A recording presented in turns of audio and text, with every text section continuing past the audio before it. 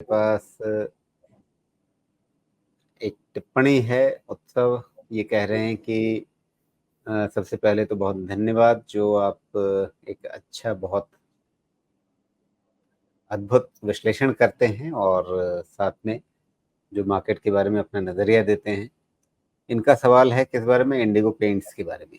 Number अच्छे हैं लेकिन अभी भी कीमतें नहीं बढ़ रही। ऐसे बाजार में जहाँ पर इस तरह की खड़ी चढ़ती दीवारें बन रही हैं, वहाँ पे अगर कोई शेयर चल नहीं रहा है तो लोगों को चिंता तो होगी ना कि भाई क्या मामला है। नहीं, दुखी तो मैं भी हो गया हूँ। समझ में तो ये बात सही बात है कि इसमें सब एक तो सारी नजरिया इनका कंपनीज भी बहुत नजरिया इनका भी लंबे अवधि का है, तो इंडिगो में इनकी चिंता जो है कि बढ़ नहीं रहा है, क्या करें? अब पहली बात ये है, इंडिगो ही नहीं, पेंट सेक्टर ऐसा है। सम फाइंड क्या होता है ना, अ, सारे कंपनीज का सेक्टर का एक साइकिल होता है। अब ये लोग क्या है ना, पहले चल के करेक्ट होके अभी बैठे पड़े हैं। ऐसा नहीं कि पेंट सेक्टर में पहले चाल नहीं आई। इंडिगो की बात छोड़ दीजिएगा, बिकॉज इसका लिस्टिंग जो हुआ था वो सब वैल्यूएशन पे, जिस वैल्यूएशन पे हुआ था वो बहुत ज़्यादा था। इसलिए मेरे हिसाब से नहीं चला, तो उसका कारण सेक्टर की खराबी नहीं है। इसका एग्ज़ॉर्बिटेंटली हाई वैल्यूएशन था at the time of listing.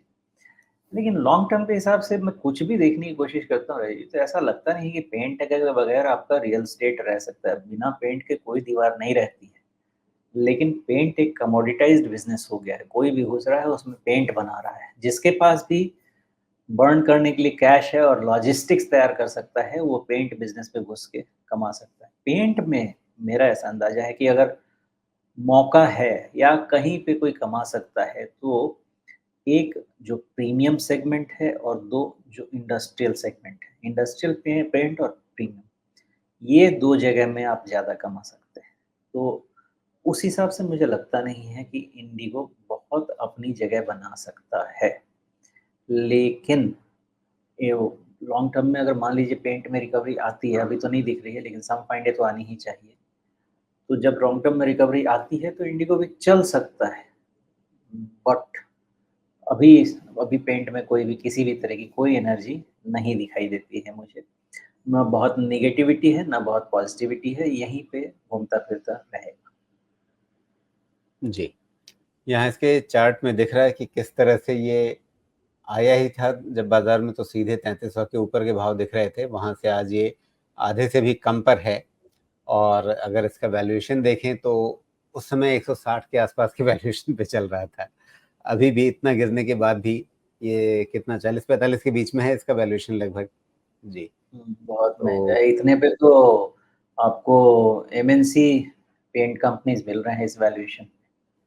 तो फिर ए यहाँ पे क्या सेफ्टी नेट ने प्रीमियम इतना नहीं मिलना चाहिए। मसला वही है कि अगर आप आईपीओ लाते हैं और टेबल पे कुछ छोड़ते ही नहीं है निवेशकों के लिए, सब कुछ निचोड़ लेना चाहते हैं पहले से ही, तो फिर क्या होता है? तो वही होता है जैसा इस चार्ट में दिख रहा है।